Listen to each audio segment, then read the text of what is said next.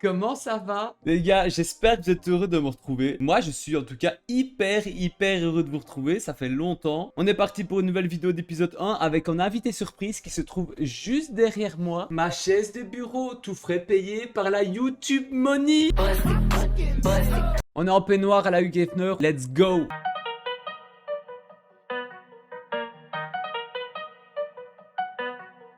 J'ai vu mes stats YouTube, les gars, 80% des gens qui regardent mes vidéos sont pas abonnés à la chaîne. Là, il y a un souci quelque part. Je pense pas que les gens, ils ont bien compris. Je fais comment pour devenir riche, moi, du coup?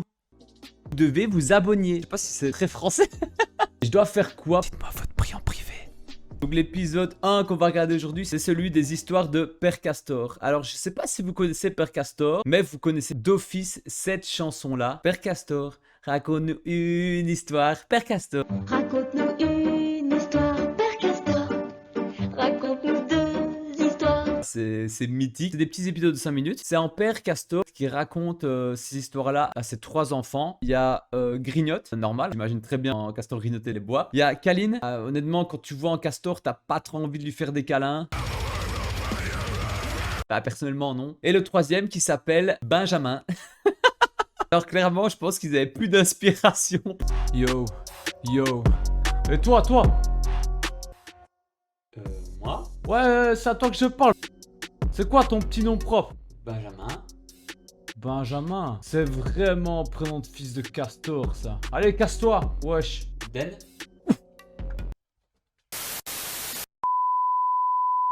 Alors voilà, comme vous le savez, je fais preuve d'une rigueur scientifique extrême quand je prépare une vidéo pour vous faire part de choses que j'apprends. Donc je vais appeler ça des fun facts. Yes, I am bilingual. Yes, on me. Premier fun fact, celle qui a fait les voix de Caline, c'est Brigitte Lecordier. C'est une sommité dans le monde du doublage. Donc elle a doublé notamment, je vais vous dire ça tout de suite parce que en fait j'en sais rien. Voilà, donc elle a fait Dragon Ball. Bonjour. Oui. Toi tu viens avec moi, avec un peu de chance on va trouver un resto chinois sur la route et tu pourrais me rapporter un peu de thunes. Booba. Franchement, ça a l'air d'être un petit guet-apens. Hein. Booba. Ah oui, le petit ourson, ouais, excusez-moi, j'ai... L'homme? Qu'est-ce que c'est?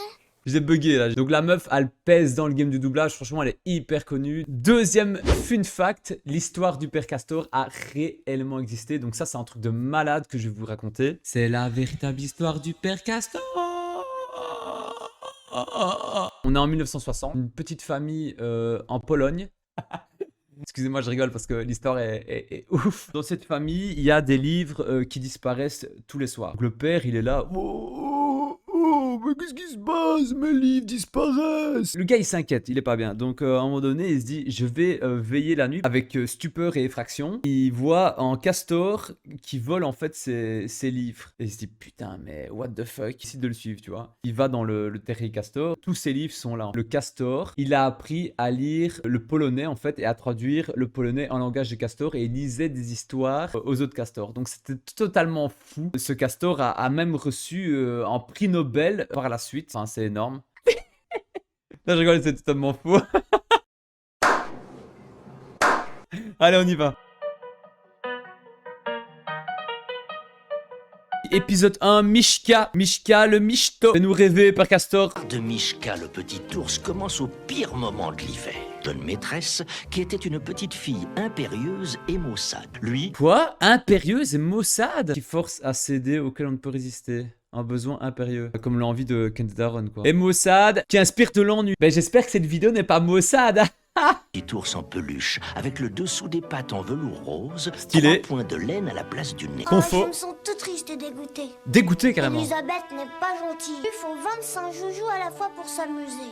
Moi, à mon époque, on jouait qu'en bout de bois et c'était largement suffisant. Pokémon jaune, j'avais Pokémon bleu, rouge. Je suis un ours après tout. Je veux aller me promener tout seul et faire ce qui me plaît sans obéir aux caprices d'une méchante petite fille. Ok, Mishka. Maintenant, il s'en allait dans la neige. Or, depuis bien 5 minutes, un roitelet le suivait. En quoi? Les roitelets, ces farceurs. On dirait toujours qu'ils se moquent de vous. Roitelet UP. En plus, il est riche. Ouh, il rigole de moi là. Il rigole de moi. Tu veux te battre? Tu veux te battre? Mais viens, je t'ai retiens-moi. Je veux plus jamais être un jouet. Peau de miel. Père Castor a encore inspiré Winnie en fait là. Du miel. Et voilà le miel. Que la vie est belle dans les bois. Jamais plus je serai un jouet. Ah ça non. Après, Quand il se va mourir de réveilla, froid, il va c'était presque pleurer. le soir.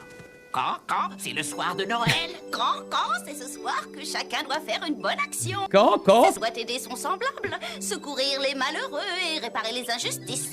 Tiens, je savais pas ça. Bah, moi non plus, Mishka. Je pensais que Noël c'était pour se bourrer la gueule. J'ai pas Descendit compris le de son principe, il faut aider son arbre prochain, et Noël. repartit d'une bonne action à faire. Soudain, voici qu'il entendit des grelots. C'était un traîneau tiré par un renne. Dans ses beaux yeux longs, le renne avait une lumière comme on n'en voit pas sur... C'est un alien le truc. C'était le renne de Noël qui faisait sa distribution. Mais déjà, il y en a 7, non? Bon, les gars, il est 2h du matin. Moi, je suis fatigué. J'ai la flemme de tout vous expliquer. Donc, je vous mets le copier-coller de Wikipédia ici. Allez, lisez. Ouais, c'est bon. Grimpe vite, Mishka, tu m'aideras. Ah, mais le gars, il demande même pas son avis. Le petit larbin de Père Noël. Et j'espère qu'il est payé hein, pour S'il ça. était On a assez travaillé pendant l'esclavage. Rien dans ton sac. Oh, Ta bonne action dans tout ça. Il a déjà bossé toute la nuit, c'est ça la bonne action, mec. Demande pour être payé maintenant. une d'eux, pour faire sa bonne action de Noël, entra dans la cabane, s'assit dans une botte et attendit le matin. Ah, et voilà, il a un nouvel ami. Oh, elle est déjà finie ton histoire. Est-ce Bah que oui, le c'est petit déjà garçon fini. se réveille? Est-ce que Mishka est redevenu un jouet? Mon c'est un histoire jouet est finie. Mais il peut pas nous laisser comme ça, Père Castor, on veut savoir.